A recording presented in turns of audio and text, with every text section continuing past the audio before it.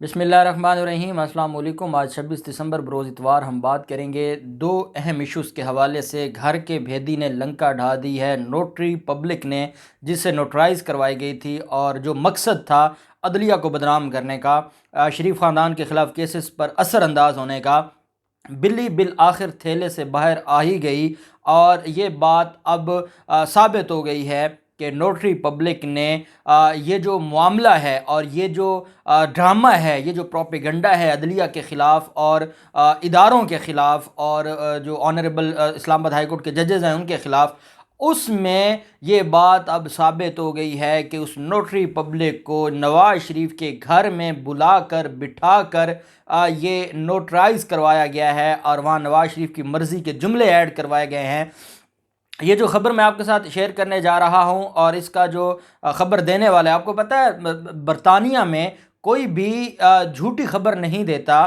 جب تک اس کو 100% ثبوت مکمل اس کے ہاتھ نہ لگ جائیں، تب تک کوئی لنڈن سے خبر بریک نہیں کرتا۔ جیسے ہم نے دیکھا کہ خبریں تو درست تھیں، سما ٹی وی کے خلاف بھی شریف خاندان نے وہاں پر حد کی عزت کے دعوے کیے، جیتے، اے آر وائی کے خلاف کیے، تو وہ کیا ہوتا تھا، خبر درست ہوتی تھی لیکن جو سورسز تھے وہ یہ شو نہیں کر سکتے تھے، جس کی وجہ سے ان کے خلاف وہاں پر معاملہ ہوا۔ اب جو لنڈن سے جس صحافی نے یہ خبر بریک کی ہے اور پاکستان کے نہ صرف وہ نیشنل بلکہ انٹرنیشنل انگلش اخبار ہے، بیان حلفی بھی انگلش اخبار میں چھاپا گیا تھا اور اب اس بیان حلفی کا جو کٹا چھٹا ہے وہ بھی انگلش اخبار میں، پاکستان کے انگلش اخبار میں چھاپا گیا ہے اور اس کی تفصیلات میں آپ کے ساتھ شیئر کروں گا، اور پھر حکومت کی طرف سے جو موقف سامنے آیا وہ بھی میں آپ کے ساتھ شیئر کروں گا، اور 24 گھنٹے کے بعد ایک اہم سماعت ہونے جا رہی ہے اسلام آباد ہائی کورٹ میں، اس پر اس کا کیا اثر ہوگا وہ بھی ہم بات کریں گے۔ معاملہ کچھ اس طرح سے ہے کہ رانا شمیم جو کہ سابق چیف جج ہیں گلگت بلتستان کے، وہ وائس چانسلر ہیں شہید ذوالفقار بھٹو لا یونیورسٹی کے، اور وہ مسلم لیگ نون کے رہنما بھی ہیں۔ مسلم لیگ نون نے ان کو 3 سالہ کانٹریکٹ پر بطور چیف جج گلگت بلتستان لگایا، اور وہ ساہیوال سے تعلق رکھنے والے تھے اور ان کو پورے گلگت بلتستان میں کوئی قابل وکیل یا جو سینئر جج نہیں ملا تھا، انہوں نے رانا شمیم کو وہاں پر بھجوایا۔ رانا شمیم نے وہاں بیٹھ کر نہ صرف مسلم لیگ نون کے حق میں فیصلے دیے بلکہ پاکستان پیپلز پارٹی کو بھی نوازا، جس کا بدلہ مسلم لیگ نون نے ان کو چیف جج لگا کے دیا، اور اب یہ بیان حلفی لے کے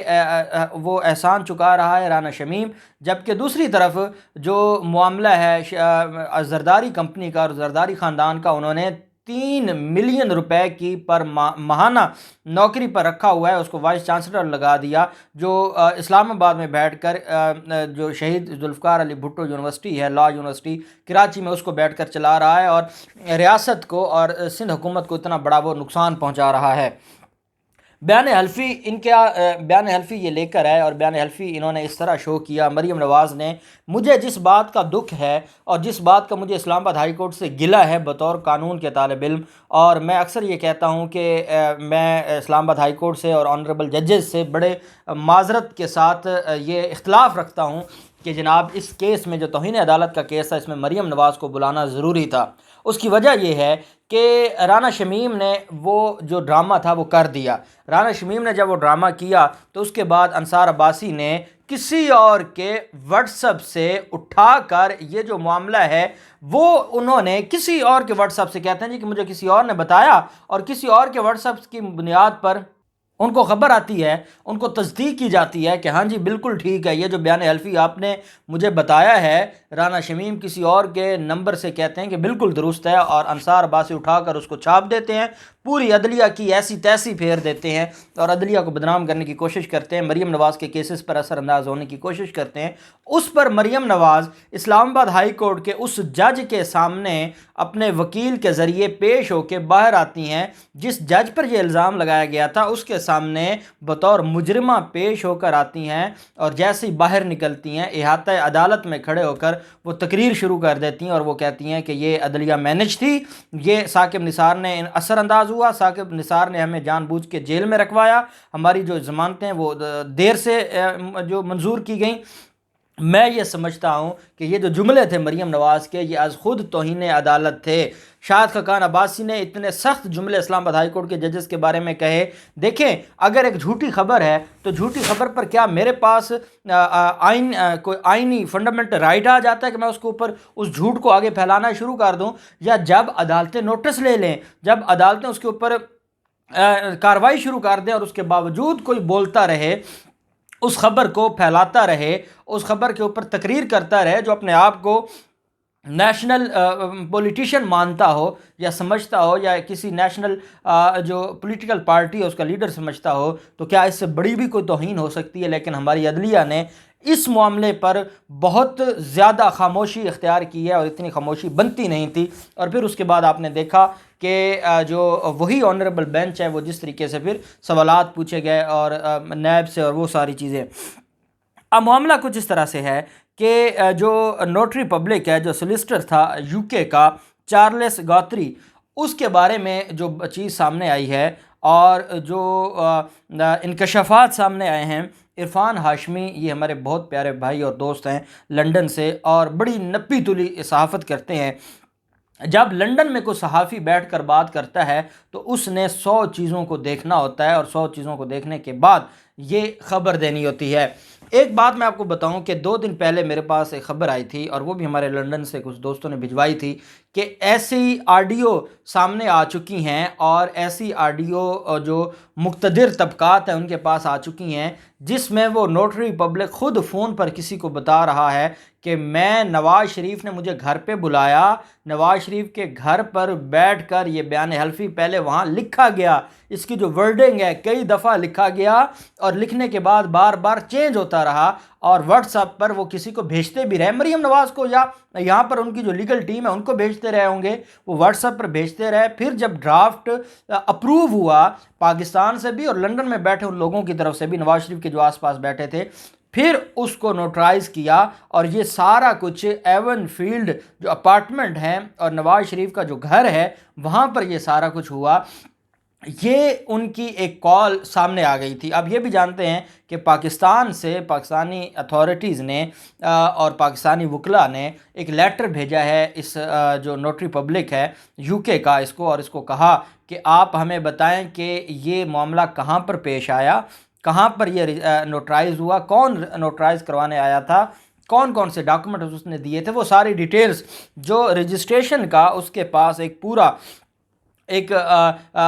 جو سسٹم ہوتا ہے، اور جس میں وہ اپنے پاس اس کے پاس ریکارڈ ہوتا ہے، رجسٹر ہوتے ہیں، اور جس پر وہ جو لکھتا ہے جو کہ کون آیا اور اس کا شناختی کارڈ نمبر کیا تھا، اس کا پاسپورٹ کیا تھا، وہ ساری چیزیں، کون کون سے ڈاکومنٹس تھے، سائن انگوٹھا گواہ کون تھے، تو وہ جو اس کے پاس ڈیٹیل تھی وہ طلب کی گئی تھی۔ اب اس نوٹری پبلک کو پتہ ہے کہ یہ معاملہ اسلام آباد ہائی کورٹ میں چلا گیا ہے، اور یہ معاملہ نیشنل انٹرنیشنل اخبارات میں اور چینلز پر آ گیا ہے، اور اب اس کو اپنی نوکری کا خطرہ ہے۔ نوکری سے جو اپنی نوکری بچانے کے لیے اب اس نے زبان کھول دی ہے، اور اس نے یہ سچ اگل دیا ہے کہ یہ جو نوٹرائز کیا گیا یہ میرے دفتر میں نہیں کیا گیا، یہ نواز شریف کے گھر پر کیا گیا۔ اب جو عرفان ہاشمی ہیں، انہوں نے جو ایکسپریس ٹرائبون پر یہ آرٹیکل لایا ہے، اور ایکسپریس ٹرائبون، ایکسپریس بھی وہ اخبار ہے جن پر مریم نواز نے بڑی کرم نوازیاں کی ہوئی ہیں، لیکن جب معاملات بن جاتے ہیں پھر بڑے بڑے ساتھ چھوڑ جاتے ہیں۔ جب خبر کی یہ دینی ہوتی ہے، خبر کے سب سے پہلے کس نے خبر بریک کرنی ہے، تو پھر وہ چھوڑ دیتے ہیں کہ کس سے ہم نے کتنے پیسے لیے ہیں۔ عرفان ہاشمی نے یہ تو نہیں بتایا کہ ان کا، کیونکہ ان کا جو ذرائع ہے وہ بتانے کے ذمہ دار نہیں ہے، اور کوئی عدالت اور کوئی ان سے نہیں پوچھ سکتا۔ لیکن ایک بات جو میں آپ کو بار بار بتا رہا ہوں وہ یہ ہے کہ لنڈن میں بیٹھا صحافی یہ حامد میر جیسا نہیں ہو سکتا، سلیم صافی اور عاصمہ شیرازی جیسا نہیں ہو سکتا، وہ شاہ زیب خان زادہ جیسا جھوٹا نہیں ہو سکتا، وہ منصور علی خان نہیں ہو سکتا، کیونکہ اس کو پتہ ہے کہ میں یہاں جو خبر لگاؤں گا اس خبر پر میرے خلاف کیس ہوگا، اور ود ان ڈیز مجھے بھاری جرمانہ اور ہرجانہ ہو سکتا ہے۔ اس وجہ سے وہ جو خبر لگائے گا 100% جب اس کے ہاتھ میں ثبوت ہوں گے کہ کسی عدالت میں جائیں تو میں ان کی عدالت میں ان کے منہ پر دے ماروں، وہ تب تک اتنا بڑا رسک نہیں لیتا۔ ان کا یہ کہنا ہے کہ جو گلگت بلتستان کے جو سابق چیف جسٹس ہیں، چیف جج ہیں، وہ نواز شریف کا جو آفس ہے اس میں لے کر گئے اور وہاں پر انہوں نے کوشش کی جو جھوٹے الزامات کی ڈیفیم کرنے کی سابق جو میاں نثار صاحب ہیں ان کو جو سٹنگ ججز ہیں اسلام آباد ہائی کورٹ کے ان کو ڈیفیم کرنے کی اور ان کے حوالے سے انکریمنیٹنگ جو ہیں ان کو ٹرائی کیا گیا، ان کے خلاف کارروائی کی گئی اور انہوں نے کہا کہ رانا شمیم جو ہے وہ نواز شریف کے آفس میں موجود تھا، نواز شریف موجود تھے، ان کے آس پاس باقی لوگ موجود تھے، جو یہ نوٹری پبلک ہے اس کو نواز شریف کے دفتر میں لے جایا گیا، وہاں پر بیٹھ کر یہ پورا پروپیگنڈا تیار کیا گیا جو فارمر چیف جسٹس کے خلاف بھی تھا، سٹنگ آنریبل ججز سپریم کورٹ کے خلاف بھی تھا، اور انہوں نے کہا کہ اس میں جو 3 سال پرانا انسیڈنٹ ہے وہ لکھا گیا اور یہ ساری چیزیں، تو انہوں نے کہا کہ جو یہ ساری چیزیں ہیں اور یہ جو ایفیڈیوٹ ہے اس میں جو کنٹینٹس ہیں جو شو کیے گئے ہیں وہ بھی نوٹری پبلک کے دفتر میں موجود ہیں، وہ سارا کا سارا ریکارڈ بھی موجود ہے، اور انہوں نے کہا کہ وہ جو ایویڈنس ہے وہ اویلیبل ہے کہ اس میں نواز شریف اور مریم نواز کے کیس پر اثر انداز ہونے کے لیے یہ سارا کچھ کیا گیا، اور انہوں نے کہا کہ جو پرائما فیشا یہ بتاتا ہے کہ جو یہ معاملہ ہے یہ سارے کا سارا جھوٹ پر مبنی ہے اور انہوں نے اداروں کو بدنام کرنے کی کوشش کی ہے، اور اس نے کہا ہے جو عرفان ہاشمی نے کہ میرے پاس ثبوت موجود ہیں جس کی بنیاد پر میں یہ کہہ رہا ہوں کہ یہ نواز شریف کے گھر میں بیٹھ کر تیار کیا گیا، اس کے دفتر میں بیٹھ کر تیار کیا گیا۔ اب میں آپ کو بتاتا ہوں فواد چودھری نے اس کے اوپر جو پاکستان تحریک انصاف کی اور صحافیوں کی اس وقت تک سارے صحافی اس کے اوپر اور